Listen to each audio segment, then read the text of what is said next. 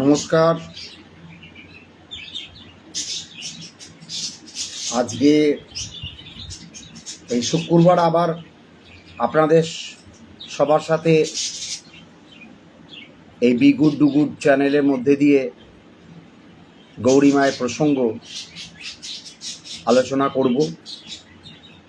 মা যেটা চাইবেন সেই কথাগুলোই আপনাদের কাছে উপস্থাপন করব। সন্ধেবেলার আমরা সবাই আরত্রিক ভজন করে ঠাকুরমা স্বামীজির চরণতলে আমাদের শ্রদ্ধা, প্রণাম, ভালোবাসা, ভক্তি জানিয়ে আমরা এই গৌরী মায়ের অনন্য সাধিকা, জন্ম সাধিকা, জন্ম তপস্বিনী যে গৌরী মা, তার আধ্যাত্মিক জীবনে বিভিন্ন কথা শুনে আমরা শান্তি পাব এবং আমাদের এই স্মরণ মনন যেটা করব সেটা আমরা সত্যি আমাদের মনের মণিকোঠায় সেটাকে স্মৃতির পাতায় সেটাকে লিখে রাখব। কারণ গৌরী মায়ের জীবন এক অনন্য সাধিকা ছিলেন, তো তা অনন্য জীবন তার। সুতরাং এটা চতুর্থ পর্ব। এই পর্বে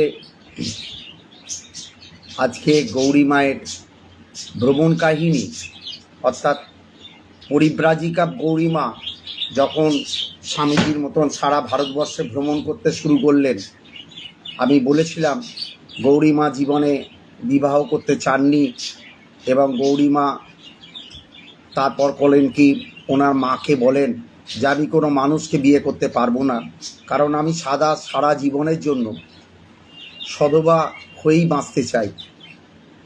তো আমার জীবনে যেন বৈধব্যের যে যন্ত্রণা, যে কষ্ট, সেটা যেন আমার জীবনে না নেমে আসে। এবং পরবর্তীকালে উনি আর জানেন যে উনি ব্রজ রমণীর কাছ থেকে যে শিলাটি পেয়েছিলেন, নারায়ণ শিলা, সেটাই হচ্ছে আজকের দামোদর লালজি বা দামোদর শিলা। সেই দামোদর শিলাকে নিজের জীবন উৎসর্গ করেছিলেন। নিজের জীবনকে উৎসর্গ করে উনি আধ্যাত্মিক সাধন পথে অনেক সাধনার মধ্যে দিয়ে নিজের জীবনকে উত্তরণ করে পরবর্তীকালে আমরা জানতে পারবো বা আপনাদের বলতে পারবো যে উনি সাক্ষাৎ ঈশ্বরের দর্শন পেয়েছিলেন। সাক্ষাৎ ঈশ্বরের দর্শন পেতে গেলে আপনাকে অনেক সাধনার মধ্যে দিয়ে যেতে হবে, অনেক কঠিন পথের মধ্যে দিয়ে যেতে হবে। যেমন আমি একটা ছোট্ট উদাহরণ দিয়ে বলি আপনাদের যে ধরুন একটা বীজকে যদি মাটিতে আমরা পুঁতি, তাহলে বীজটাকে প্রথমে যখন আমরা মাটিতে রোপণ করি তখন বীজটা থেকে গাছটা বেরোনোর অনেক আগেই বীজটা মাটির গভীর অন্ধকারে আস্তে আস্তে নিজেকে নিমজ্জিত করে সেই বীজটা থেকে প্রথমে তার শিকড়গুলোকে তৈরি করে বিভিন্ন গাছের বেঁচে থাকার জন্য যে উপাদানগুলো সেগুলোকে সে সংগ্রহ করা শুরু করে। যেমন জল থেকে, মাটি থেকে বিভিন্ন খনিজ পদার্থ, এগুলো দিয়ে আস্তে আস্তে সে তার বেসটাকে মানে রুট সিস্টেমটাকে প্রথমে ঠিক করে। তারপর সেখান থেকে আমরা অঙ্কুরোদ্গম হয়ে তারপর আমরা সেই গাছটাকে দেখি যে ছোট্ট একটা গাছ তা থেকে বেরিয়েছে। কিন্তু তার অনেক আগে সে তার শিকড়গুলোকে গভীর অন্ধকারের মধ্যে প্রবেশ করিয়েছে। তাই অন্ধকারে প্রবেশ করার পরে তারপর সেই গাছটা সূর্যালোকের দিকে মুখ করে এবং সূর্যালোকের দিকে এগিয়ে যায়। ঠিক সেরকম মানুষের জীবনটা হচ্ছে ঠিক তাই। আপনার জীবনে প্রথমে অন্ধকার আসবে, প্রতিকূলতা আসবে, প্রতিবন্ধকতা আসবে, কিন্তু সেই প্রতিকূলতা, প্রতিবন্ধকতা সব কিছুর মধ্যে দিয়ে আপনাকে জানতে হবে যেগুলো আর কিছুই না। এর মধ্যে দিয়ে যে অভিজ্ঞতা সঞ্চয় করবেন, আপনার চারিত্রিক দৃঢ়তা, আপনার আধ্যাত্মিক দৃঢ়তা, আপনার জীবনের দৃঢ়তা আপনার এই জীবনের গাছটাকে একদিন মহিরু আকার ধারণ করাবে এবং কোনোভাবেই আপনি কোনো জায়গায় বিচলিত হবেন না। হাজার ঝড় বৃষ্টি হোক, হাজার প্রতিকূলতা পরে আসুক, আপনি কোনোভাবেই আর ভেঙে পড়বেন না যদি আপনার এই প্রসেস মানে এই পদ্ধতিটা যদি জীবনে আমরা মানতে পারি। আমরা কি করি, আমরা একটু অন্ধকার, একটু প্রতিকূলতা, একটু প্রতিবন্ধকতা দেখলেই আমরা ভেঙে পড়ি, বিমর্ষ হয়ে পড়ি। এই জায়গা থেকে আমাদের বেরিয়ে আসতে হবে। অর্থাৎ ভালো এবং মন্দ এই দুটো নিয়েই কিন্তু জীবন, সুখ দুঃখ সবই কিন্তু ওই দিনান্ত এবং দিনান্ত এবং দিনান্তের পরে আবার নতুন দিনের শুরু। এই নতুন দিনের শুরু, এই দুটোই কিন্তু পাশাপাশি যুগ্মপদভাবে আমাদের জীবনে ওতপ্রোতভাবে জড়িত। এখন আমরা যত বেশি আধ্যাত্মিক জীবনের দিকে এগিয়ে যেতে পারবো, তত আমরা জীবনের এই প্রতিকূল অবস্থাগুলোকে খুব সাধারণভাবে সেগুলোকে নিয়ে আমাদের মানসিক দৃঢ়তা দিয়ে তাদের প্রতিহত করে আমরা কিন্তু সাফল্যের দিকে এগিয়ে যেতে পারবো। এটাই হচ্ছে আমাদের জীবনে চলার একমাত্র পথ, এবং সেই জন্যই আমাদের বারবার এই আধ্যাত্মিক জীবনের কাছে আসতে হবে এবং আধ্যাত্মিক জীবনের পথে থাকতে হবে।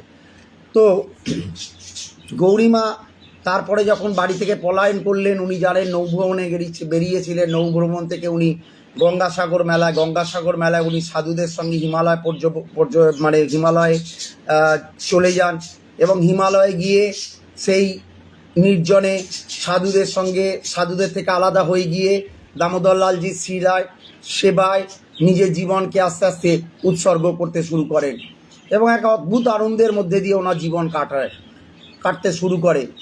এবং তার পরবর্তীকালে আমরা দেখতে পাই 3-4টে ঘটনা আমরা বলেছিলাম। গৌরীমা একদিন সাঁকো ভেঙে জলে পড়ে যান, এবং সেই জলে গৌরীমায়ের জীবন প্রায় যখন যায় অবস্থা, ঠিক সেই মুহূর্তে কোথা থেকে একটা বরফের স্তূপ এসে সেই নদীর জলকে স্রোতস্বিনী পাহাড়ি নদী, তার যে জলের ধারা তীব্র বেগ, সেটাকে আটকে দিয়ে গৌরীমায়ের জীবন রক্ষা হয় এবং গৌরীমাকে বাঁচায়। গৌরীমা সেই যাত্রায় জীবনে রক্ষা পান। এইখানেই আমি তখন বলেছিলাম যে স্বামীজির জীবনেও যেমন বহু বিপদের মধ্যে দিয়ে স্বামীজি পড়েছেন, এবং পরবর্তীকালে দেখা গেছে স্বামীজি সমস্ত বিপদকে অতিক্রম করেছেন। কেন না?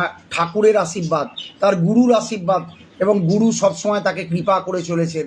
গুরু কৃপাময়, গুরু সর্বদা আমাদের সাথে আছেন। আমাদের বিপদ থেকে উদ্ধারকর্তা তিনি হচ্ছেন ভগবান শ্রীরামকৃষ্ণ। এই শ্রীরামকৃষ্ণের শিষ্যা হচ্ছেন গৌরীমা, এবং শিষ্য হচ্ছেন স্বামী বিবেকানন্দ। তিনি স্বামীজিকেও এভাবে রক্ষা করেছেন, এবং শুধু তাই নয়, তার পার্শ্বদ পরবর্তীকালে এই বেলুড় মঠের বিভিন্ন মহারাজ এবং গৃহভক্তগণ সমস্ত এই জগৎ সংসার, তিনি তো পরমেশ্বর, অর্থাৎ তিনি তো এই বিশ্ব ব্রহ্মাণ্ডের জগতের তিনি জগন্নাথ, অর্থাৎ জগতের নাথ হয়ে তিনি আমাদের সবাইকে রক্ষা করছেন। আর মা আমাদের দুহাত ভরে আশীর্বাদ করে তার স্নেহ, মায়া, মমতা, ভালোবাসা দিয়ে আমাদের জীবনটাকে আরও সুখকর, আরও মধুরময়, আরও আনন্দময় করে তুলছেন। এটাই তো আধ্যাত্মিক জীবনের রসবোধ। এই রসটাকে আমাদের ভেতর থেকে এটাকে ফিল করতে হবে, অর্থাৎ এই আনন্দটা আপনার ভেতরে আছে, এটাকে বুঝতে হবে। তারপর গৌরীমা এই করতে করতে পাহাড়ে কেদারনাথ মন্দিরের সামনে যখন উনি পথ হারিয়ে ফেলেছেন, তখন দেখা যাচ্ছে যে সেখানে একজন রাতের অন্ধকারে 2 দিন ধরে ঘুরে বেড়াচ্ছেন। উনি ভাবছেন যে এখানে আর লোকালয় কিছু দেখতে পাচ্ছি না, জীবনটা বোধহয় এখানেই শেষ হয়ে যাবে। কিন্তু না, কারণ এই আধ্যাত্মিক জীবন তো শেষ হওয়ার নয়। এই আধ্যাত্মিক জীবন যতদিন চন্দ্র সূর্য এই পৃথিবীর এই অস্তিত্ব থাকবে, ততদিন ঠাকুর, মা, স্বামীজি, ততদিন এই ভক্তদের মধ্যে দিয়ে গৌরীমা, ঠাকুর, মা, স্বামীজি এবং দুর্গা মা, এরা সবাই বেঁচে থাকবে, আমাদের মধ্যে দিয়ে বেঁচে থাকবে, আমাদের কথার মধ্যে ওনারা বেঁচে থাকবেন। ঠাকুর কোথায়? ভক্তকে জিজ্ঞেস করছেন ঠাকুর কোথায়? তখন সবাই বলছেন, ঠাকুর বলছেন, ঠাকুর কথায়, ঠাকুর কোথায়, ঠাকুর কথায়। যারা 4 ভাগ তারা বলেন where is god, it is know where.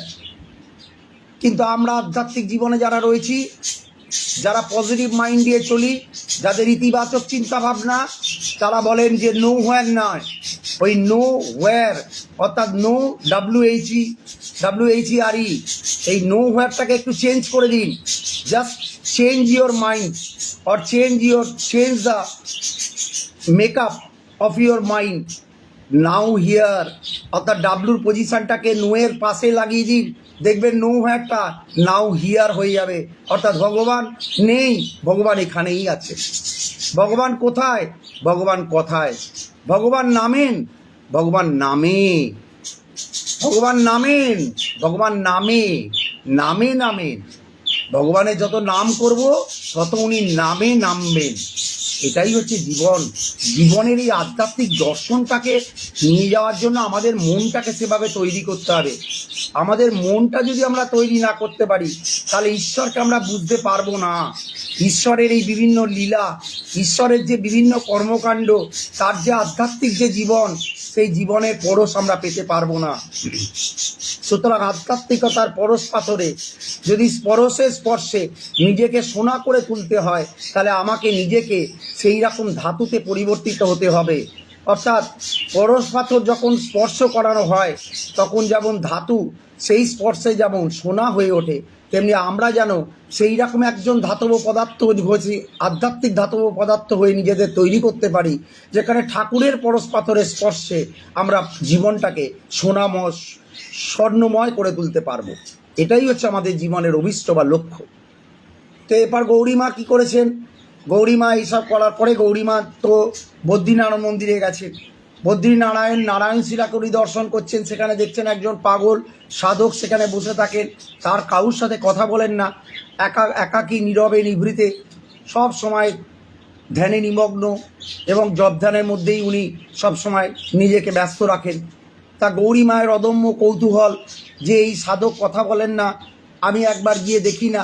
অন্য কেউ গেলে তাকে পাথর ছোড়ে, কিন্তু গৌরী মা যখন যাচ্ছেন তাকে আর পাথর ছুটছেন না।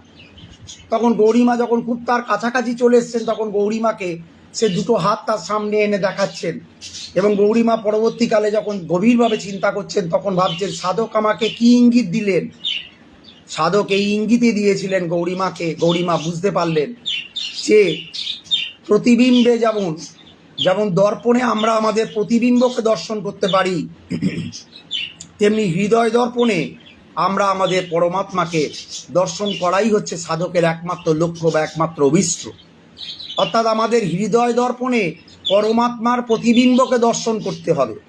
এবার প্রতিবিম্বকে দর্শন করতে গেলে ঠাকুরের সেই কথা, আয়না যদি মলিন না হয়, আয়না যদি শুদ্ধ না হয়, তার উপরে যদি ধুলো পড়ে থাকে, তাহলে সেই ধুলোটাকে পরিষ্কার করতে হবে। যদি প্রতিবিম্বটা দেখতে হয় তাহলে আয়নাটাকে যেমন পরিষ্কার করতে হয়, তেমনি মনের আয়নাটাকেও আমাদের রেগুলার পরিষ্কার করতে হবে। তবেই আমরা পরমাত্মার প্রতিবিম্বকে দেখতে পাবো। তবেই সেই স্বামীজির কথা বা বুদ্ধের কথা তখন সত্যি হবে। আত্মবিদ সর্বভূতেষু, অর্থাৎ নিজের মধ্যেই সবাইকে দেখতে পাবো আর সবার মধ্যে নিজেকে দেখতে পাবো। এই সবার মধ্যে নিজেকে আর নিজের মধ্যে সবাইকে দেখার নামই হচ্ছে আধ্যাত্মিকতা। এটাই হচ্ছে আধ্যাত্মিকতার সারমর্ম বা সার তত্ত্ব। এরপর গৌরী মায়ের দেখার পরে গৌরীমা কি হয়েছে, গৌরীমা তো সে বদ্রীনারায়ণ মন্দির থেকে চলে গেছে। চলে যাওয়ার পরে উনি গৌরীমা সেখান থেকে একবার হয়েছে কি, ওই হিমালয় দর্শন করতে করতে উনি একবার একটা জায়গায় নিভৃত স্থানে গিয়ে খুব ঠাকুরকে ডাকছেন এবং কীর্তন করছেন। কীর্তন করতে করতে গৌরীমার একটা অদ্ভুত কাণ্ড, এক মৃগ শিশু গৌরীমায়ের কীর্তন শুনে আস্তে আস্তে তার দিকে এগিয়ে আসছেন। এবং সেখানে একদম নির্জন স্থান, জনবসতি শূন্য, কোনো লোকালয় নেই, কেউ নেই। গৌরীমা প্রকৃতির কোলে একাকী নিভৃতে এক আধ্যাত্মিক আনন্দে যখন আত্মহারা, তখন এই মৃগ শিশুটা তার পাশে এসে তার গাত্র লেহন করছেন। কি অদ্ভুত ব্যাপার! এবং তার ওই টানা টানা চোখ, মৃগ শিশুর এক অদ্ভুত অপলক দৃষ্টি গৌরীমার যেন দৃষ্টি নন্দন করছে। এবং গৌরীমা তখন তাকে গায়ে এবং মাথায় হাত বুলিয়ে দিচ্ছে। পরবর্তীকালে গৌরীমা যখন চলে যাচ্ছে, মৃগ শিশুটাও তার পেছন পেছন যাচ্ছে। তখন গৌরীমা ভাবছেন, এ তো আমি আচ্ছা মায়ায় পড়লাম। তা আমি তো সব মায়ার নাগপাশ কাটিয়ে আমি ঘর ছেড়ে, সংসার ছেড়ে, সব কিছু ছেড়ে আমি ঈশ্বরকে দর্শন করব বলে, যেটা ঠাকুর বলেছেন মনুষ্য জীবনের উদ্দেশ্য হচ্ছে ঈশ্বর দর্শন, ঈশ্বর অনুভব নয়, ঈশ্বরকে অনুভব করাও নয়, অনুভবের মধ্যে দিয়ে বা অনুভূতির মধ্যে দিয়ে ঈশ্বরকে দেখা নয়। ঈশ্বরকে সাক্ষাৎ দর্শন করা যায় এবং ঈশ্বরকে দর্শন করাই হচ্ছে মনুষ্য জীবনের একমাত্র উদ্দেশ্য। সেইটা করার জন্যই তো উনি ঘর ছেড়েছেন, মানুষের আত্মীয় স্বজন পরিজন সবাইকে ছেড়ে উনি গৃহত্যাগী হয়েছেন। তার সেখানে এক মৃগ শিশুর মায়ায় আবার নিজেকে আটকে ফেলবেন। তাই মৃগ শিশুটাকে কি করছেন জানেন, কিছুটা খাবার টাবার দিয়ে গৌরীমা পালিয়ে যাচ্ছে, মায়া গৌরীমার পেছনে দৌড়চ্ছে, আর গৌরীমা আবার মায়াকে কাটিয়ে পালিয়ে যাচ্ছে। তো এই হচ্ছে গৌরীমা। এর পরবর্তীকালে গৌরী মায়ের জীবনের আরও একটা ঘটনা, যে সেটা আমি বলছি, যে গৌরীমা এরপরে হরিদ্বারে এসছেন। তা আপনারা হরিদ্বারে জানেন যে হরিদ্বারে কুম্ভ মেলা আজকের নয়, গৌরীমায়ের টাইম থেকেই ছিল। এবং গৌরীমা তার আগে আমি বলেছিলাম হিমালয় দর্শনকালে গৌরীমা ওই অবস্থায় ওই মানে সন্ন্যাসিনীদের সঙ্গে পদব্রজে উনি গঙ্গোত্রী, গোমুখ, কেদার, বদ্রীনারায়ণ মন্দির দর্শন করা, এবং শুধু তাই নয়, অমরনাথজির গুহা দর্শন করে শ্রী অমরনাথজিকে দর্শন করেছেন এবং ওখানে পুজো দিয়েছেন। কত বছর আগে অমরনাথজির দর্শন, তখন তো দুর্ভেদ্য অজেয়, সেই অজেয়কে জয় করেছেন, সেই দুর্ভেদ্যকে ভেদ করেছেন, করে উনি ঈশ্বরের কাছে গিয়ে পৌঁছেছেন, অমরনাথজিকে দর্শন করেছেন। এ এক অদ্ভুত ইতিহাস। এই যে শক্তি, এই শক্তি একজন নারী, তার বয়স তখন কত? তার বয়স হয়তো 20 কি 21 বছর। একটা 21 বছরের বালিকা, তার মধ্যে এক অদম্য শক্তি। এই শক্তিটাকে কি বলা হয়? ঐশ্বরিক শক্তি, ঈশ্বরের শক্তি। এই ঈশ্বরের শক্তি বিনা যেমন গাছের পাতা নড়ে না, ঈশ্বরের শক্তি বিনা ভক্তি আসে না। আর ভক্তি না এলে ভাব আসবে না, ভাব না এলে মহাভাব আসবে না, মহাভাব না এলে লাভ আসবে না। তাহলে ভাব, মহাভাব, লাভ, ভক্তি, ভালোবাসা, এগুলো সব আসতে গেলে ঈশ্বরের করুণা চাই, কৃপা চাই। তাকে আমি যদি যতটা ভক্তি ভরে ভালোবাসতে পারবো, তিনিও ঠিক তাইভাবে, ঠাকুর বলছেন না, তুই 1 পা এগো, আমি 10 পা এগো। আমি তো 1 পা এগোনোর আগেই তো অনেক কামনা বাসনা করে ফেলি। আমরা সবাই কামনার দাস, আমরা সবাই বাসনার দাস। তাই দাসত্ব থেকে মুক্তি চাই। এ দাসত্ব কোনো পরাধীনতার শৃঙ্খল নয়। এ দাসত্ব স্বাধীনতা পাওয়া মানে আমি যা পারবো সেটা করব, সেই স্বাধীনতা নয়। এ দাসত্ব হচ্ছে আধ্যাত্মিক দাসত্ব থেকে, অর্থাৎ আধ্যাত্মিকতার জীবনে যদি পথের যে প্রতিবন্ধকতা, তার যে দাসত্ব, সেই দাসত্ব থেকে আমার মুক্তি চাই। আধ্যাত্মিকতার স্বাধীনতাকে আমি মানে লাভ করতে চাই, প্রাপ্তি যেন আমার হয়। এটাই হচ্ছে আমার মুখ্য উদ্দেশ্য জীবনে। তো সেখানে গৌরীমা হরিদ্বারের কুম্ভমেলায় গেছেন। কুম্ভমেলায় গিয়ে ঠিক একই ঘটনার পুনরাবৃত্তি হয়েছে। গৌরীমা সেখানে জঙ্গলের মধ্যে পথ ভুলে গেছেন। তখনকার কুম্ভমেলা, হরিদ্বারের কুম্ভমেলায় বুঝতেই পারছেন, চারি জায়গায় জনঅরণ্য। সেই জনঅরণ্যের মধ্যে উনি মেলায় যাবেন, যাওয়ার আগে এক জঙ্গলের মধ্যে দিয়ে যেতে হচ্ছে, এবং জঙ্গলের মধ্যে যেতে গিয়ে উনি হয়েছে কি, পথ ভুলে গেছেন। পথ ভুলে গিয়ে লোকালয় খুঁজে পাচ্ছেন না। তার আস্তে আস্তে রাত্রি নেমে এসছে, এবং রাত্রি যখন নেমে আসছে, তখন গৌরীমা ভয় পেয়ে গেছে যে এই জন অরণ্যে উনি তো পথ ভুলে গেছেন। তাহলে উনি কি করে এই জন অরণ্যে লোকালয়ে যাবেন বা কার কাছে সাহায্য চাইবেন? সেই সময় দেখছেন হঠাৎ করে ঘোড়ার খুরের শব্দ। তারপর কিছুক্ষণ পরে উনি ভাবছেন কোনো ডাকাত হবে। ওনার ভয় ভীতি আরও ওনাকে চেপে ধরেছে। কিন্তু ওনার সম্বল, যেখানে ঠাকুর একমাত্র তার, যার সহায়, যার সম্বল, তার আবার ভয় কিসের? সে তো অকুত ভয়, সে তো নির্ভয়া। তো সেই গৌরীমা তখন ঠাকুরকে স্মরণ করছে, আর দেখছেন এক ঘোড়ায় করে এক অশ্বারোহী হাতে মশাল নিয়ে তার দিকে আসছেন।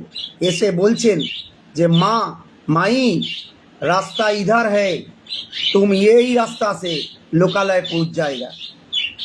তো এই হচ্ছে ওই যে অশ্বারোহীকে, কেনই বা তাকে ওই জনঅরণ্য বসতি শূন্য জায়গায় জনঅরণ্যে হারিয়ে যাওয়া গৌরীমাকে পথের আলো দেখাচ্ছেন, পথের দিশা দেখাচ্ছেন কে? এটা বুঝতে হবে। ঈশ্বর প্রথমে বহুভাবে, বহু রূপ ধরে আপনার কাছে আসবেন, এবং আমরা কেউ তাকে বুঝতে পারবো না। কিন্তু যখন আমার মন সেই জায়গায় পৌঁছবে, আমার আধার যখন সেই জায়গায় পৌঁছবে, তখন আমি সত্যিই একদিন ঈশ্বরকে দর্শন করতে পারব। তো ঈশ্বরের এই যে নির্দেশগুলো বা যে ঘটনাগুলো, সেগুলোর মধ্যে দিয়ে বুঝতে হবে যে ঈশ্বর কিন্তু আমাকে পড়ে যেতে দিচ্ছেন না। তাকে সব জায়গা থেকে তিনি কি করছেন? রক্ষা করছেন। এই রক্ষাময়ী বা রক্ষাকর্তা যে পরম ব্রহ্ম এবং ব্রহ্মাণী ঠাকুর এবং মা আমাদের সব সময় রয়েছে, এটাকে আমাদের ভুলে গেলে চলবে না। আমাদের তিনিই রক্ষা করবেন।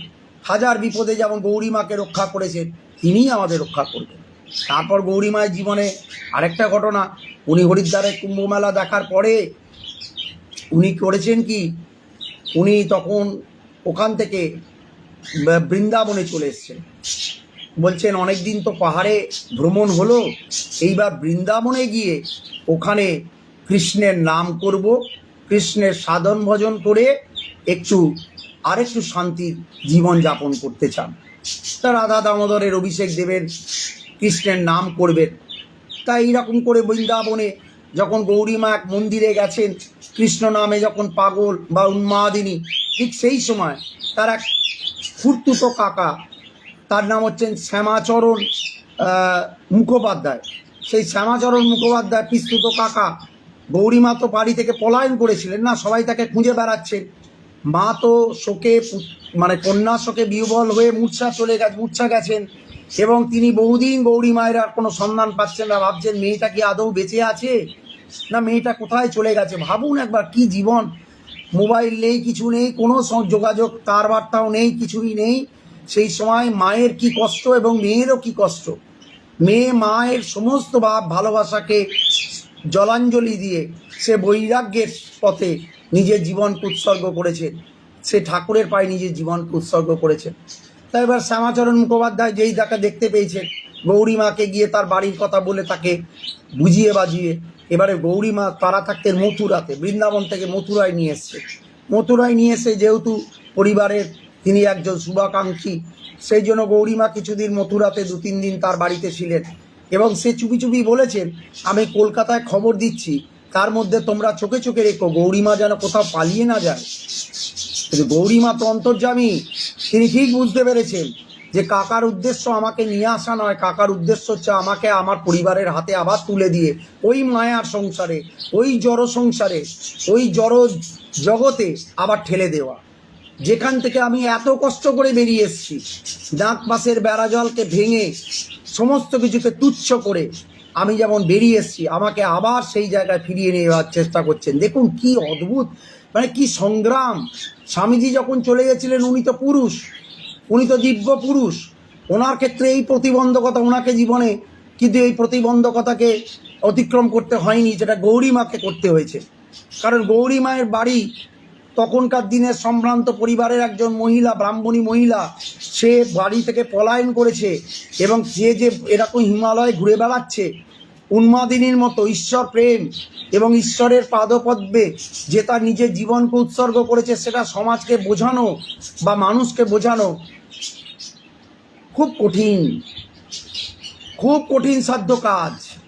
এবং সেই জন্যই বাড়ির পরিজনরা, আত্মীয় পরিজনরা যেখানেই পাচ্ছেন, সুযোগ পেলেই তাকে ধরে নিয়ে গিয়ে বাড়িতে নিয়ে যাওয়ার চেষ্টা করছেন। কিন্তু গৌরীমা যাবেন না। গৌরীমা ঠিক 2-3 দিনের মাথায় বুঝতে পেরেছেন উদ্দেশ্য কী। যেমন উদ্দেশ্য বুঝতে পেরেছেন, গৌরীমা ওখান থেকে আবার পালিয়ে বৃন্দাবনে যমুনা নদীর তীরে একটা জীর্ণ কুঠিরের মধ্যে আবার সাধন ভোজন করছেন। হঠাৎ করে একদিন সকালবেলা দেখছেন একটা বালক তার দিকে দৌড়ে আসছেন। গৌরীমা তো অবাক, সে হাঁপাতে হাঁপাতে এসে বলছে, মাই ये लोग तुमको पकड़ने आया, तुम भाग যাও। একটা বালক এসে বলছেন, সুদর্শন বালক। তখন গৌরীমা ভাবছেন, হ্যাঁ সত্যি তো হয়তো আমাকে ধরতে আসছে। গৌরীমা ওখান থেকে পালিয়ে গেছে। পালিয়ে গিয়ে দেখছেন বৃন্দাবনেও আমার থাকার শান্তিতে থাকতে পারবো না। অর্থাৎ আধ্যাত্মিক পথে এলে কত বাধা যে আপনাকে অতিক্রম করতে হবে। যেমন আমরা সংসারে জীবনে দেখছি না, যে সংসারের মধ্যে থেকে সংসেজে, ঠাকুর বলছেন না সংসারে কি, সংসার হচ্ছে আমরা, আটি আর চামড়া, আঁশ বলে কিছু নেই সংসারে, শুধু সংসার মানে সংসেজে ওই কিছুই নেই, একটা সার বস্তুকে অবলম্বন করে আমরা জীবনটাকে কাটিয়ে দিচ্ছি। জড় জগতের মায়ায় এই জড় বস্তুর প্রতি আমাদের এই প্রলোভন, এই আকর্ষণ, এগুলোকে সমস্ত নিয়ে আমরা আমাদের জীবনটাকে কাটিয়ে দিলাম। অথচ আমার জীবনের যে অনন্ত আনন্দ, অনন্ত আধ্যাত্মিকতা, অনন্ত মানে মধুরতা আমার মধ্যেই রয়েছে, আমি সেই মধুর ভাব, সেই আধ্যাত্মিকতা বা সেই তার রস আস্বাদন করতে পারলাম না। যদি না পারি এটা আমার জীবনের ব্যর্থতা। যেহেতু আমরা এই ঠাকুরমা স্বামীজির কৃপা পেয়েছি, যখন আমরা জানতে পেরেছি জীবনের পথটা কি, চলার পথটা কেমন হওয়া উচিত, সেই জন্য ঠাকুরের কথায় এক হাতে সংসার আর এক হাতে ঈশ্বরকে ধরে আমরা কিন্তু মনটাকে ওই বড়লোক বাড়ির চাকরের মতো বা কাজের লোকের মতো বড়লোক বাড়ির মনটাকে ওই বা নিজের বাড়ির দিকে অর্থাৎ ঠাকুরমা স্বামীজির দিকে পুরো রেখে দিয়ে তার পায়ে আত্মনিবেদন করে তারপর আমাদের সংসারের সব কাজ করে বাকি জীবনটা কাটাতে হবে। এটা তো আমরা জেনে গেছি। কারণ কি? কারণ হচ্ছে ঠাকুর যে আমাদের জন্ম জন্মান্তরের মা, তিনি যে আবার আমাদের পরের জন্মে আবার মা হয়ে আসবেন এবং সেই জন্মেতে আমার জীবনের যে উত্তরণ হবে, কি নাম জীবনের উত্তরণ? আমার জীবনটা আধ্যাত্মিকভাবে উত্তরণ হবে, আমি আরও আধ্যাত্মিকময় হব। এইটাই তো আমার জীবনের একমাত্র চাওয়া পাওয়া বাসনা হওয়া উচিত। এই বাসনা, এই প্রারব্ধ কর্ম, তার ফল ভুগতে হচ্ছে এবং সেই ফল ভোগ করে তাকে যতটা প্রশমিত করা যায় মায়ের শরণাপন্ন হয়ে ঠাকুরের নাম জপ করে প্রারব্ধ কর্মের ফলের ভোগটাকে একটু কাটিয়ে উঠে আমাদের সঞ্চিত কর্মটাকে আরও সুদৃঢ় করতে হবে। সঞ্চিত কর্মটার অঙ্কটাকে আরও বলিষ্ঠ এবং আরও পুষ্ট করতে হবে। অর্থাৎ যত বেশি আপনার ভালো সঞ্চিত কর্ম হবে তত আপনার জন্মটাও ভালো হবে, এটা নিশ্চিত। কারণ গতবার আমি বলেছিলাম, স্বামীজি বলেছিলেন যে ঈশ্বরের চোখে যদি সব সন্তান যদি সমান হয় তাহলে জন্মের ক্ষেত্রে এত এরকম পার্থক্য বা বিভেদ কেন? কারণ স্বামীজি বলেছিলেন পার্লামেন্ট অফ রিলিজিয়ানে, your past is your present and your present is your future. আমার অতীত আজকের আমার বর্তমান, আমি গত জন্মে যা কাজ করেছি সেটাই আমার বর্তমান হয়েছে, আর my present will be my future. আর বর্তমানে আমি যা করছি সেটাই আমার ভবিষ্যৎ হবে, অর্থাৎ সেটাই আমার পরজন্ম হবে। এই স্বামীজির এই যে দেব ঋষি, তিনি বলেছেন এসব কথা। এ কথা কেউ অকাট্য যুক্তি, এগুলো কোনো এখন আর কথা নয়, এগুলো সব মতবাদ হয়ে গেছে। যেমন আইনস্টাইন, তারপর ডারউইন, এই যে বিভিন্ন বড় বড় সায়েন্টিস্ট, নিউটন, তার যে বিভিন্ন ল, এই যে সেগুলো আমরা দেখছি, এগুলো কি হয়ে গেছে? Doctrine or ডগমাস। This are not a speech, general speech. Now it becomes the doctrine or ডগমাস for the human society. তো স্বামীজির এই কথাগুলো ডক্ট্রিন অর ডগমাস চাই বলুন, এগুলো মতবাদ হিসাবে আমাদের কাছে এখন প্রতিষ্ঠিত। তো সেই জায়গাটাকে আমাকে ধরে রাখতে হবে। গৌরীমা ওখান থেকে পালিয়ে গেছেন, পালিয়ে গিয়ে কোথায় গেছেন? গৌরীমা জয়পুরে চলে গেছেন। কোথায় জয়পুর ভাবুন? জয়পুরে গেছেন, জয়পুর থেকে উনি পুষ্করে গেছেন। পুষ্করে গিয়ে ওখানে জানেন ব্রহ্মার একমাত্র মন্দির ওই পুষ্করে রয়েছে। ব্রহ্মার, আপনারা অনেকেই হয়তো গেছেন, ব্রহ্মার মূর্তি দর্শন করেছেন। তো ব্রহ্মার একটাই মন্দির রয়েছে, সেটা হচ্ছে পুষ্করে। খুব দর্শনীয় স্থান এবং খুব পুণ্য স্থান একটা। ওখান থেকে উনি দক্ষিণ ভারতের বিভিন্ন জায়গা ভ্রমণ করে উনি দ্বারকাজিকে দর্শন করতে গেছেন, দ্বারকায় গেছেন, দ্বারকা ধামে। তা দ্বারকা ধামে যাওয়ার আগে সুদমাপুরী বলে একটা গ্রাম ছিল। তো সুদমাপুরী গ্রামে দিয়ে যখন দ্বারকা ধামে যাচ্ছেন, সেই সময় গৌরীমা ওই গ্রামের মধ্যে একটা সুন্দর মন্দির দর্শন করেন। তো মন্দিরের মধ্যে যে বিগ্রহ ছিল সেটা অতীব সুন্দর। গৌরীমা ওই যে বলছেন না, যখনই আপনার আধ্যাত্মিক ভাব আসবে বা আপনি যখন আধ্যাত্মিকতাকে যখন অনুভব করতে পারবেন, তখন দেখবেন যে ঈশ্বর সত্য জগৎ মিথ্যা, এটা আপনি প্রতি পদে পদে বুঝতে পারবেন, অনুভব করতে পারবেন। ঈশ্বর সত্য আর জগৎ মিথ্যা, আমি মিথ্যার পেছনেই দৌড়িয়ে বেরোচ্ছি। এইটা আস্তে আস্তে এই বেড়া জালটা, এই মায়া জালটা আপনার মধ্যে থেকে আস্তে আস্তে কেটে যাবে। আপনি নিত্য অনিত্যের যে দোলাচলে রয়েছেন, এই দোলাচলটা কেটে যাবে। আপনি নিত্যটাকে বুঝতে পারবেন আর অনিত্যটাকেও বুঝতে পারবেন। ঠাকুর বলছেন বালি আর চিনি মিশে গেছে, কিন্তু পিঁপড়ে হতে হবে, ওই চিনিটাকে নিতে হবে আর বালিটাকে ফেলে দিতে হবে। তারপর ঠাকুর কত সুন্দর সুন্দর উদাহরণ দিয়েছেন। গুদাম ঘরে যখন ওই আসে ইঁদুরের দল, তখন সামনে গুদামের মালিক কিছুটা চাল টাল ছড়িয়ে রাখেন। তারা ভাবেন যে এবার এগুলো খাবো, কিন্তু তারা এগুলো পেয়ে এত খুশি হয়ে যায় যে ভেতরে যে অনন্ত মানে খাদ্যের ভাণ্ডার সেখানে রাখা আছে, তারা তার সন্ধানই পায় না। সেরকম ঈশ্বরও ঠিক এই মায়ায়, কিছু কিছু মায়ার এই জড় বস্তু এবং জড়ভোগ্যের কিছু জিনিস, অর্থাৎ সাময়িক যেটা আমাকে আনন্দ দিতে পারে এরকম কিছু জিনিস আমাদের সামনে ছড়িয়ে রাখেন, আর সেটা খেতে খেতেই আমাদের জীবনটা শেষ হয়ে যায়। অথচ অনন্ত ভাব, অনন্ত প্রেম, অনন্ত আধ্যাত্মিকতা, অনন্ত আনন্দ, অনন্ত সাধনা, অনন্ত কৃপা, অনন্ত ঈশ্বরের ভাবনা চিন্তা, তার জীবন, সেগুলো নিয়ে আমরা কেউ খোঁজই করতে পারি না। করতে করতেই আপনাদের জীবনটা শেষ হয়ে যায়। স্বামীজি বলছেন জীবনটা খুব ছোট, life is very short, all vanities are transient. এই যে যত ভ্যানিটিস দেখছেন, নাম যশ প্রতিপত্তি টাকা পয়সা, সব একদিন চলে যাবে। একদিন দেখবেন স্কুলের সহপাঠীগুলো যেমন আজ হারিয়ে গেছে, যারা 50-এর ঊর্ধ্বে বয়স, দেখবেন আজ আর সহপাঠীরা নেই। তারপর আত্মীয় পরিজনের মধ্যে কতজনের বিয়োগ হয়ে গেছে।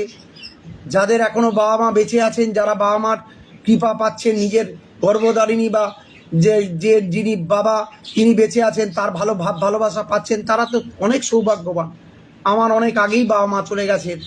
তা আমরা তো আমাদের জীবন থেকে আস্তে আস্তে কী হচ্ছে, তারপর সন্তানরা বড় হবে, তারা বাইরে বিদেশে কেউ চলে যাচ্ছে, অন্য রাজ্যে চলে যাচ্ছে কাজের সুবাদে, তারপর সন্তান হারা, কেউ স্বামী হারা, কেউ স্ত্রী হারা, এইরকম জীবনে তারপরে আস্তে আস্তে দেখা যাবে জীবনটা সেই অনেক লোকের মাঝখানে, অনেক ভিড়ের মাঝখানে, তবুও আমি যেন একটা একা, এই একাই বাঁচতে হবে। তা তখন সেই বাঁচার সঙ্গী কে হবে? এই বাঁচার জন্য কে আপনাকে সেই জীবনে বাঁচার শক্তিটা কে যোগান করবেন? এই ঠাকুর মার স্বামীজি, তার ফটোটা বুকে নিয়েই কিন্তু আপনাকে জীবনের শেষ নিঃশ্বাসটা ত্যাগ করতে হবে। এই কথা আপনাকে সর্বক্ষণ মনে রাখতে হবে। তিনি আমার একমাত্র আপনার, আমার আপনার বলে আর কেউ নেই।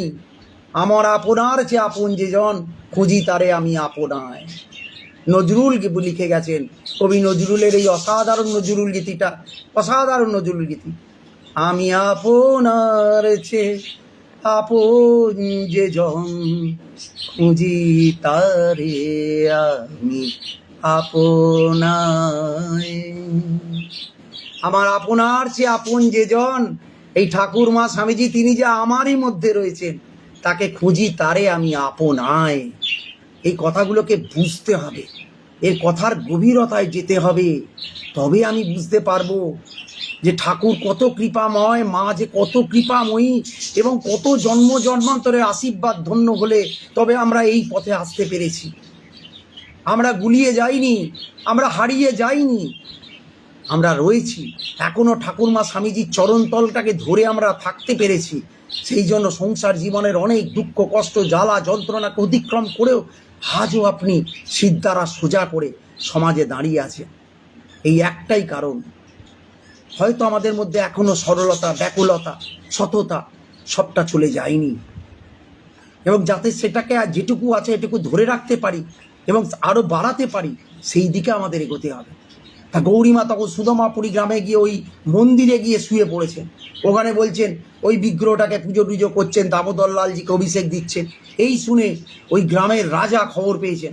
রাজা এসে বলছেন, মা তুমি এত সুদর্শনা, এত পণ্ডিত, তার সঙ্গে ভাগবত আলোচনা করেছেন, আলোচনা করে দেখেছেন মায়ের গভীর জ্ঞান। আমি বলেছিলাম না, মানে অসীম মেধার অধিকারিণী ছিলেন গৌরীমা। তো সেই গৌরীমায়ের সঙ্গে যখন ভাগবত প্রসঙ্গ আলোচনা করছেন, রাজা, সেই গ্রামের রাজা, তিনি তো মন্ত্রমুগ্ধ হয়ে গেছেন। তিনি গৌরীমাকে বলছেন যে আমার বাড়িতে একটা যে কোনো একটা স্থানে তুমি গিয়ে থাকো মা কিছুদিন। তা গৌরীমা তাতে রাজি নয়। গৌরীমা কত বড় বাড়ি ছেড়ে চলে এসছেন, কত বড় সম্ভ্রান্ত পরিবারের একজন মা ছিলেন, তিনি সব ছেড়ে ত্যাগ করে চলে এসছেন। তিনি বলছেন আমার থাকার জন্য এই মন্দিরটাই ঠিক বলে উনি ওতে সম্মতি জানাননি, এবং মন্দিরে উনি রয়ে গেলেন। 2 রাত্রি 3 রাত্রি থাকলেন, এবং রাজা এসে পরের দিন সকালবেলা প্রত্যুষ এসে গৌরীমাকে বলছেন, মা আমার জীবনে একটা খুব দুঃখ। বলছে কি? না আমার কোনো সন্তান লাভ হয়নি, তুমি এমন কিছু জড়িবুটি দাও যাতে আমার সন্তান লাভ হয়। গৌরীমা তো শুনে হাসছেন, কারণ তার দীক্ষা গুরুটা কে, তার সন্ন্যাস গুরুটা কে? ঠাকুর। ঠাকুর তো সিদ্ধাইকে ঘৃণা করতেন। সিদ্ধাই তো ওই যে যারা সিদ্ধাই দেখায়, এই এটা করে দিলাম, ওটা করে দিলাম, ভ্যানিশ করে দিলাম, এসব তো ঠাকুরের তো লক্ষ্য ছিল না। ঠাকুর ওই জন্য সিদ্ধাইকে ঘৃণা করতেন, নিষ্ঠার সঙ্গে তুলনা করেছেন সিদ্ধাইকে। তো সেখানে গৌরীমা কোনো জড়িবুটি দেবেন এ আশা করাটাই তো ভুল। গৌরীমা বলছেন যে ঈশ্বরের প্রতি নিষ্কাম ভক্তি মোহমুগ্ধ এই জীবের একমাত্র জীবনে বেঁচে থাকার পরম ঔষধ। নিষ্কাম ভক্তি মোহমুগ্ধ জীবের বেঁচে থাকার জন্য পরম ঔষধ, এইটাই আমার জানা আছে, এর বাইরে আর কিছু জানা নেই। অর্থাৎ এই মোহমুগ্ধ জীবনে যদি তুমি কোনো পরম ঔষধ চাও, তাহলে আমি তোমাকে একটাই ঔষধ বলতে পারি, তুমি এই বিগ্রহটাকে নিজের সন্তানবৎ সন্তানবৎ চিন্তা করে তুমি তাকে তার পায়ে তুমি নিজেকে আত্মনিবেদন করো এবং একেই সন্তান হিসাবে তুমি দেখো, এর সেবায় নিজের জীবনটাকে আত্মনিয়োগ করো বা আত্মবিসর্জন করো। তাহলেই তুমি পুত্র শোক যেটা পাচ্ছ সেটা কিন্তু তোমার প্রশমিত হয়ে যাবে। কি অবাক কথা! এবং কিভাবে তিনি তার জীবনটার মোড়টাকে ঘুরিয়ে দিচ্ছেন। তো তারপরে কি হচ্ছে, তারপরে গৌরীমা যখন সুধর্মাপুরী গ্রাম দিয়ে যখন দ্বারকায় প্রবেশ করবেন, তখন হঠাৎ করে দেখলেন যে আরও কিছু দূর অনতি দূরে একটা গ্রামের মধ্যে আরেকটা গ্রাম পেরিয়ে আরেকটা গ্রামের মধ্যে দিয়ে দিয়ে যেতে হয়, পদব্রজে যাচ্ছেন। তা সেখানে গিয়ে শুনছেন যে সেই গ্রামের মধ্যে যাওয়া যাবে না। কেন না, সেই গ্রামে বিসূচিকা রোগ হয়েছে এবং মহামারী আকার ধারণ করেছে, সব গ্রামের মানুষ সেখানে মারা যাচ্ছে। সেখানে কোনোভাবে কোতোয়াল কাউকে প্রবেশ করতে দিচ্ছে না, যাতে এই বিসূচিকা রোগ না আর জায়গায় আরেকটা গ্রামে ছড়িয়ে পড়ে। তখন এই স্বামীজির আবার ওই ঘটনাটা মনে পড়ে। আমি আপনাকে বলেছিলাম না, যা দেখবেন স্বামীজির জীবন তাই গৌরী মায়ের জীবন, দুটো জীবনের মধ্যে কোনো পার্থক্য খুঁজে পাবেন না। ওই প্লেগ রোগে যখন স্বামীজি বলেছিলেন যে আমি আমার জীবনটাকে উৎসর্গ করে দিতে চাই, নিবেদিতাকে নিয়ে ওই প্লেগ রোগের মুমূর্ষু রোগীদের যেভাবে উনি সেবা করেছেন, গৌরীমাও নির্দ্বিধায় নির্ভয়ে তিনি কোতোয়ালকে বললেন, এই বিসূচিকা গ্রামের সমস্ত রোগাগ্রস্ত মানুষের সেবার ভার আমি আমার কাঁধে তুলে নেব, আমি তাদের সেবা করে তাদের সেবা যত্নের মধ্যে দিয়ে শুশ্রূষা করে তাদের ভালো করে তুলব। তখন কোতোয়াল বলছে, আপনি পারবেন মা? বলছে, আমি পারবো, কিন্তু আমার শর্ত একটাই, আমার সেবা শুশ্রূষার কিছু সরঞ্জাম দরকার, আর দ্বিতীয় 12 জন ব্রাহ্মণকে এখানে বিভিন্ন স্থানে স্থানে গিয়ে যজ্ঞ করতে হবে এবং ঈশ্বরের নাম গুণকীর্তন করতে হবে। এবং অবাক কাণ্ড, গৌরী মায়ের এই যজ্ঞ এবং গৌরী মায়ের নাম কীর্তন এবং সমস্ত বিমর্ষ রোগীদের তিনি সেবা করে তার হাতের স্পর্শে, আধ্যাত্মিক হাতের স্পর্শে সমস্ত মানুষ বিসূচিকা রোগ থেকে মুক্তি পেল এবং গ্রাম থেকে আস্তে আস্তে রোগ দূরীভূত হয়ে গেল। যখন গৌরীমা গ্রাম ছেড়ে চলে যাচ্ছেন, তখন গ্রামের হাজার হাজার মানুষ তাদের চোখ অশ্রু জলে ভেসে যাচ্ছে, বলছেন, দেব প্রেরিত এই দৈবী মাই এসছিলেন আমাদের সেবা করার জন্য, আজ তিনি আমাদের ছেড়ে চলে যাচ্ছেন। এই হচ্ছে গৌরীমা। সেই প্লেগ আর এখানে বিসূচিকা রোগ আলাদা হতে পারে, রোগের নাম আলাদা হতে পারে, কিন্তু তার চিন্তা ভাবনা দুজনের ক্ষেত্রে এক। এই এক চিন্তা ভাবনা যেটা স্বামীজি চিন্তা করছেন, জীবন যায় যাক, তবু প্লেগ রোগ এই মুমূর্ষ রোগীকে সেবা করার নামই হচ্ছে জীবন। আমি বলেছিলাম না, জীবনের ধর্ম, এটাই স্বামীজি বলছেন ধর্ম, ম্যানিফেস্টেশন অফ ডিভিনিটি, দেবত্বের প্রকাশ। স্বামীজি বলছেন যে গরু চুরি করে না, দেওয়াল মিথ্যা কথা বলে না, মানুষ মিথ্যা কথা বলে, মানুষই চুরি করে, কিন্তু গরু গরুই থাকে, দেওয়াল দেওয়ালই থাকে, কিন্তু মানুষ চুরি করে, মানুষ মিথ্যা কথা বলে, কিন্তু মানুষই দেবত্বে রূপান্তরিত হয়। তার জ্বলন্ত প্রমাণ হচ্ছে আমাদের মুনিবর বাল্মীকি মুনি। দস্যু রত্নাকর থেকে তার জীবনের ট্রান্সফরমেশনটা দেখুন, তিনি হয়ে গেলেন বাল্মীকি মুনি, অর্থাৎ মুনিবর হয়ে গেলেন। অর্থাৎ চুরি করো, কিন্তু তবুও তোমার একদিন দেখবে যখন জীবনের চৈতন্যটা জেগে উঠবে। তো ঠাকুর বলেছেন, হঠাৎ করে ওই 20 বছরের অন্ধকারটা কখন তোর মন থেকে হারিয়ে যাবে, কখন তোর জীবনের মনের মন্দিরে, হৃদয় মন্দিরে কখন যে তোর আধ্যাত্মিকতার আলোটা জ্বলে উঠবে তুই নিজেই জানিস না। তো সেই রকম গৌরীমা এটা করে যখন আস্তে আস্তে চলে যাচ্ছেন তখন দ্বারকা ধামে গেছেন। দ্বারকা ধামে ওখানে যারা গেছেন তারা জানেন রণছরজির মন্দির আছে। রণছরজি হচ্ছে ওখানকার খুব জাগ্রত একজন দেবতা। সেই মন্দিরে একাকী গৌরীমা যখন বসে আছেন তখন তিনি দেখছেন যে সেখানে ভোগারতি দেওয়া হয়েছে। ভোগারতির পরে তারপরে মন্দির একদম নাট মন্দিরের ঠিক সামনেটা বসে আছেন। বসে গৌরীমা এক মনে তাকে ডাকছেন এবং স্মরণ মনন করছেন, জপ ধ্যান করছেন।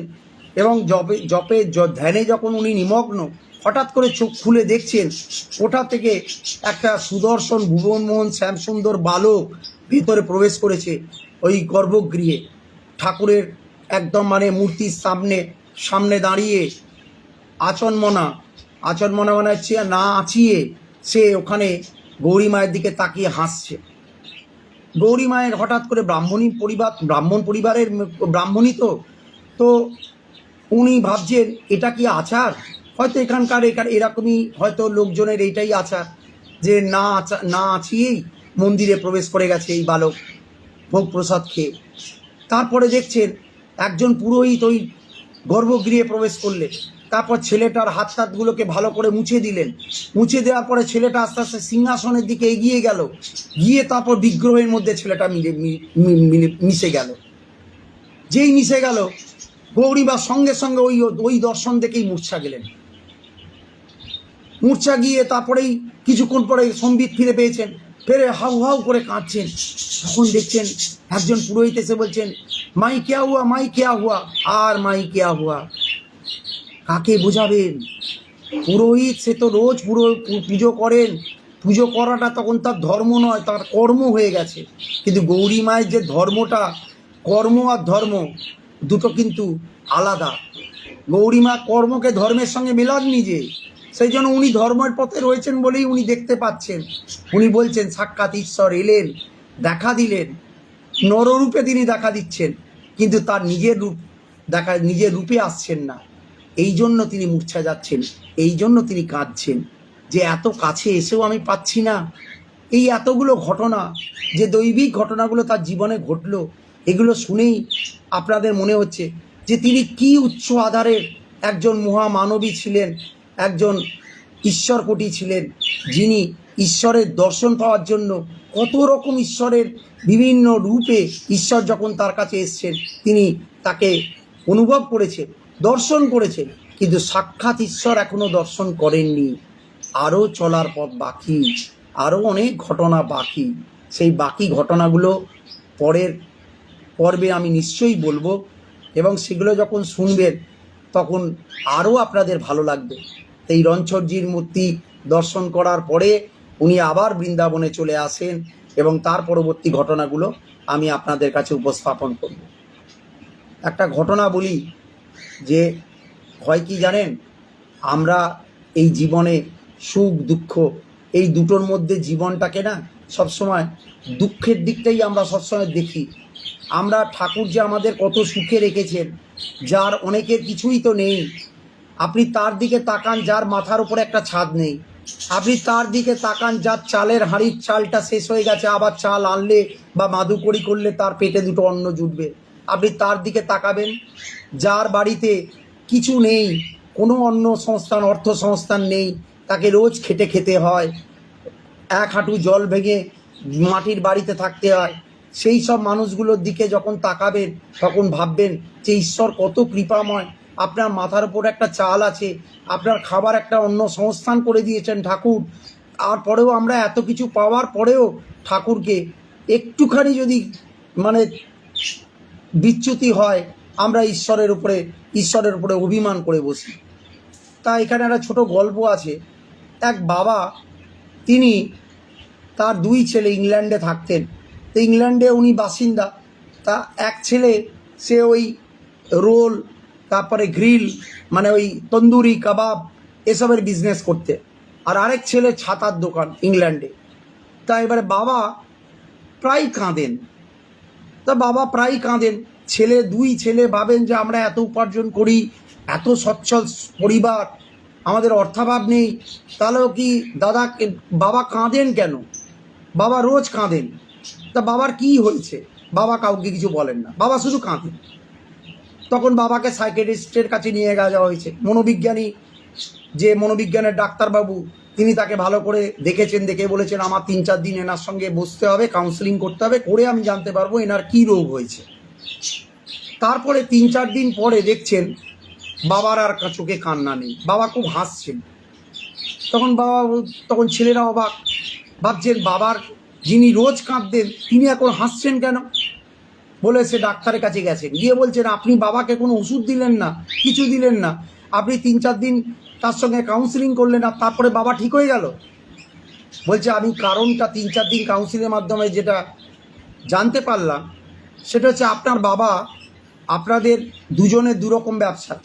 একজনের হচ্ছে গ্রিল, ওই রোল, তন্দুর, কাবাব এসবের ব্যবসা, আর সেটা হচ্ছে ফুটপাতে। আর ইংল্যান্ডের ফুটপাতে তো ওখানকার ভালো মানে ফুড স্ট্রিট যেগুলো বিক্রি হয় সেগুলো তো অনেক ভালো কোয়ালিটির, আমাদের মতো তো নয়। তো ফুড স্ট্রিটের প্রচুর ফুড স্টল আছে। আর আরেকজন হচ্ছে ছাতার দোকান। তা যেদিন বৃষ্টি হয়, ইংল্যান্ডে যেদিন বরফ পড়ে, বৃষ্টি হয়, সেদিন ওনার খুব দুঃখ হয় যে আজকে আমার বড় ছেলেটার খুব গেল, আজকে তো আর কেউ কাবাব রোল খাবে না, তা আমার বড় ছেলেটার কী করে চলবে। ওই বড় ছেলেটার দুঃখটা দেখে উনি কাঁদেন। আর যেদিন বৃষ্টি হয় সেদিন উনি কাঁদেন বড় ছেলের জন্য। আর যেদিন খুব ঝলমলে আকাশ, রোদ ওঠে, সেদিন আবার উনি কাঁদেন। কেন কাঁদেন? কারণ সেদিন তার ছোট ছেলের ছাতা বিক্রি হবে না। ছাতা বিক্রি না হলে ছোট ছেলে কী করে চলবে, ছোট ছেলেটা খুব কষ্টে থাকবে বলে উনি কাঁদেন। কি অদ্ভুত ব্যাপার দেখুন, আমাদের জীবনটা ঠিক তাই। এবারে যে ডাক্তার, সে তখন বলেছে আপনি ভালোটা দেখুন, যেদিন বৃষ্টি হবে সেদিন আপনি কি করবেন, সেদিন ছোট ছেলেটার কথা ভাববেন যে আজ বৃষ্টি হয়েছে বলে ছোট ছেলেটা খুব ভালো থাকবে, বড় ছেলেটাকে ভুলে যাবেন। আর যেদিন খুব রোদ উঠবে সেদিন বড় ছেলেটার কথা ভাববেন, ছোট ছেলেটাকে ভুলে যাবেন। তাহলে ঠিক তাই, আমাদের জীবনে যখন দুঃখ আসবে, কোনো জায়গায় যদি আমাদের বিষণ্ণতা আসে, আমরা মায়ের কথাটা মনে রাখবো, সন্তোষের সমান ধন নাই, সূর্যের সমান গুণ নাই, যার আছে সে মাপো, যার নেই সে জপো। এই যে কথাগুলো মা বলে গেছেন, এগুলোর মধ্যে দিয়েই তো আমরা প্রত্যেকটা সমস্যার সমাধানের উত্তরগুলো খুঁজে পাবো। এগুলোকে আমরা বারবার মনে এগুলোকে আওড়াবো ওই জাবর কাটার মতো। দেখুন, যখনই একটু কষ্ট আসবে, বিষণ্ণতা আসবে, বিমর্ষ হয়ে যাব আমরা, তখনও কি আমরা ভালো যেটা পেয়েছি দিনে সেইটাকে নিয়ে ভাববো। তাহলে দেখবেন খারাপটা আর আপনাকে কোনোভাবে আপনার মনকে দাবিয়ে দিতে পারবে না। আপনি সারাদিনের যে ভালো ভালো জিনিসগুলো সেগুলোকে চিন্তা করবেন। আর যেদিন আপনার জীবনে আর যেদিন খুব আরও যখন মন খারাপ লাগছে, সবসময় আমরা ভালো জিনিসগুলোকে চিন্তা করব। যেগুলো পাইনি সেগুলোকে চিন্তা করব না। ছেড়ে দেওয়ার নামই হচ্ছে জীবন। জীবনকে আপন ধারায় বইতে দিন। জীবন হচ্ছে একটা নদী, সে আপন বেগে পাগল পাড়ার মতো বয়ে বয়ে একদিন ঠিক নিজের গতিতে বইতে বইতে আপনার জীবন নদীটা কখন রামকৃষ্ণের ভাবসাগরে মিশে যাবে আপনি নিজেও জানেন না। তাতে কোনো পাথর থাকতেই পারে, পাথর পড়তেই পারে, নদী তার গতিপথ চেঞ্জ করে নেবে। নদী যেমন তার পাথর থাকলে সামনে যদি প্রতিবন্ধকতায় নদী কি আটকে যায়, নদী তার গতিপথকে পরিবর্তন করে। সে নদী এত নমনীয়, কিন্তু সে রুক্ষ সূক্ষ্ম পাথরকে দিনের পর দিন তার পাশ দিয়ে বইতে বইতে তাকে ক্ষয়িষ্ণু করে দিয়ে সে তার নিজের রাস্তা নিজেই তৈরি করে নেয়। সুতরাং আমরা জীবনে কখনোই ভেঙে পড়বো না, কখনোই কোনোদিন কোনো কষ্ট পাবো না। কষ্টটাকে আমরা জয় করব, জয় করে আমাদের জীবনটাকে আরও আনন্দময় করব। এটাই আমাদের জীবনের একমাত্র লক্ষ্য বা উদ্দেশ্য হওয়া উচিত। এইটুকু বলবো। বলার পরে ওই গানটাই একবার দুকলি গাইব, যেটা আপনার হৃদয় অন্তরে যে ঈশ্বর রয়েছেন, অর্থাৎ হৃদয়ের স্থান, ঠাকুরের স্থান কোথায়? আপনার হৃদয়ে।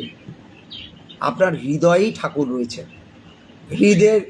হৃদয় মন্দিরে ঠাকুরের স্থান। তো আমার আপনার চেয়ে আপন যে জন, খুঁজি তারে আমি আপনায়। আমার আপনার চেয়ে আপন যে জন, খুঁজি তারে আমি আপনায়। আমি শুনি যেন তার চরণের ধ্বনি, শুনি যেন তার চরণের ধ্বনি।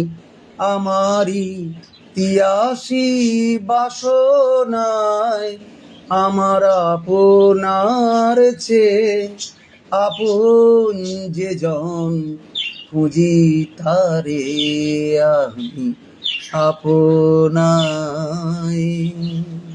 আসুন সবাই মিলে আমরা নিজের মধ্যেই আমার আনন্দ, আমার ঠাকুরমা স্বামীজিকে খুঁজে বেড়াই।